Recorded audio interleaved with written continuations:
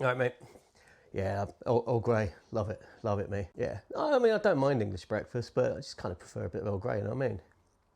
No, that's all right. Honestly, that's too kind. I'm not really a biscuit person. I'll just stick to my tea, thanks. No, it's honestly, seriously, I'm not really much of a biscuit person. I'm happy with the tea, but really, really genuinely grateful. Hello. So today, I'm going to talk about why you don't need more leads. You need to stop being shit with your follow-up.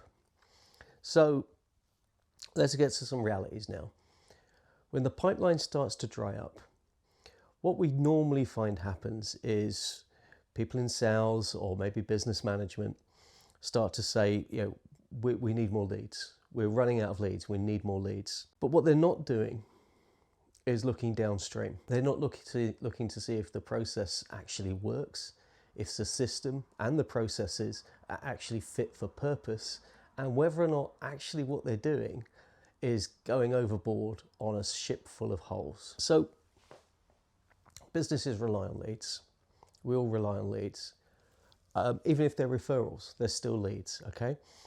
And far too often, people are obsessed with the net new logos. They're obsessed with chasing what's out there and more.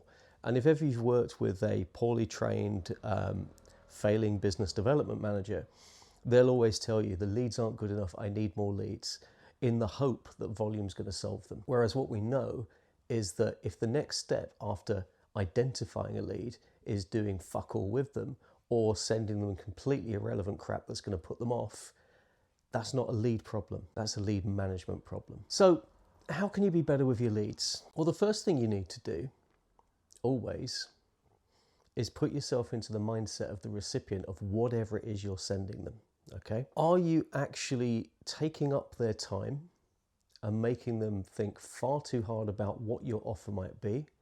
Or are you giving them an opportunity to engage knowing that you've identified the potential need? This comes down to ICP fit, and also your messaging. Your product market fit and your messaging, and I've talked about that before, but it also fundamentally comes down to your processes. Because once you've identified a lead, what then happens before that lead falls out the bottom?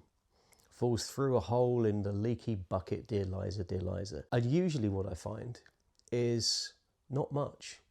There might be a cold follow-up email, a half-assed or half-hearted attempt to convert, but really you need to look at what is the entire process, what's the life cycle. Now we know that at any given time only 5% of your potential buying market is in buying mode, so we've got to expect that the majority of people that are coming in as leads are maybe doing some early research, maybe doing some consideration. They're not at the point where they need to convert, okay? And that's good to know. Because once we identify what a potential lead or a lead needs from us at this stage in time, we can work out who owns that process. Now, if they come through and they are in effect ready to buy, it's a sales process to pick up on. Okay, how do we then speak to this person, identify their needs, convert them, move them through to sell? If it's someone that's showing some interest, then that's more of a nurturing process, a marketing nurturing process. But you need to have those processes in place.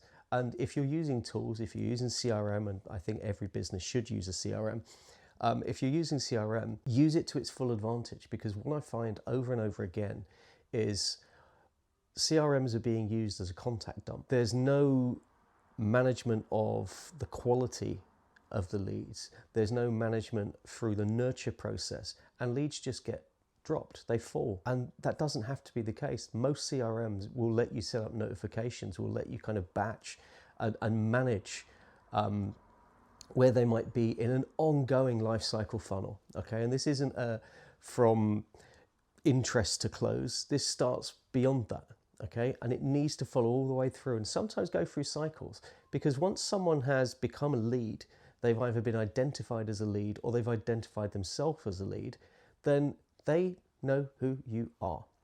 So there's two things you can do there, because I'm not an Americorn. You can identify the stage they're at and give them what they need without stamping all over their feet, or you build the follow-up cycle. So this isn't about technology, it's about process. When someone comes in, and you sit and write this down in English, before you get into CRM, sit and write this down in English and think about it realistically. Think about it over not days, but that we're looking at months and we're looking at years, okay? If someone comes in as a lead, firstly, how do we identify where they are in their purchase journey? And from there, what can we give them to make their decision to buy easier? And that will depend upon where they are in their purchase journey.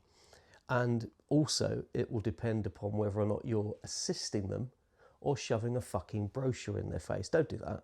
Don't do that. Assist them, okay? Give them the opportunity to self-identify where they're at. Give them the opportunity to tell you what they need from you right now. And if it isn't right now, don't be that hungry, angry biz dev person.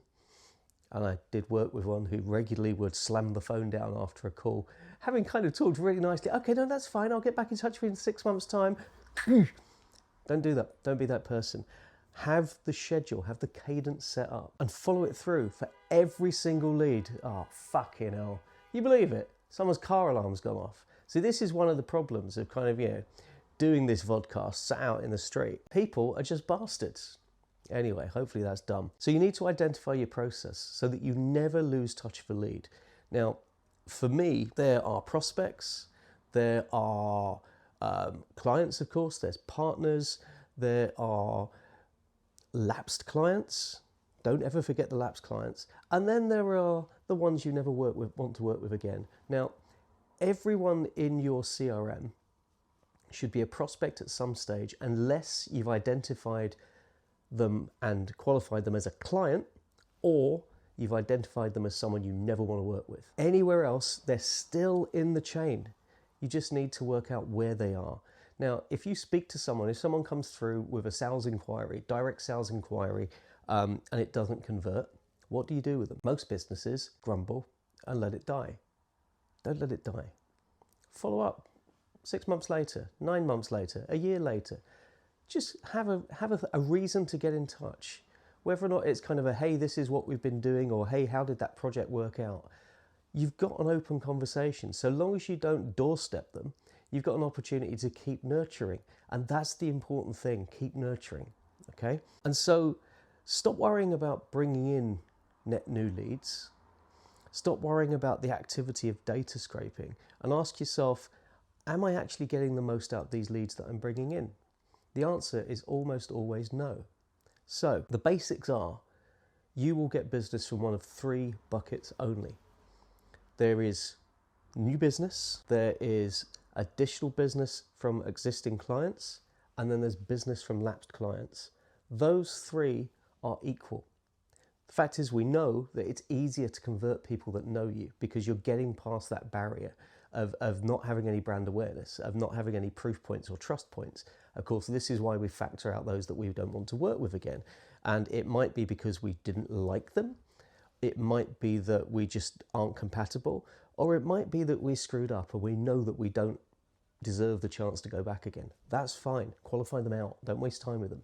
For everyone else, keep the churn going. Keep the content going. Keep working those leads until you close. Simple. Because otherwise, all you're doing is chasing more people to throw in a broken process. And what's the point in that?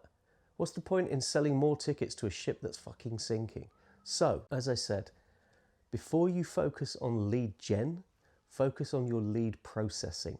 Focus on your follow-up. Make sure it's fit for purpose before you then start just adding volume that is all going to burn through and you're going to miss those opportunities. Because at some point you might burn a bridge, particularly if you're being too aggressive or too irrelevant. Honestly, seriously, I'm not a biscuit person. No, I don't want a biscuit. Look, I'm a fucking diabetic, all right? I don't want a biscuit. Thank you very much for offering them. You're a really nice person, and I realise that the way I'm speaking right now doesn't make it sound like I think you are, but you are. You're a fucking lovely person, but I don't want your fucking biscuit. Jesus.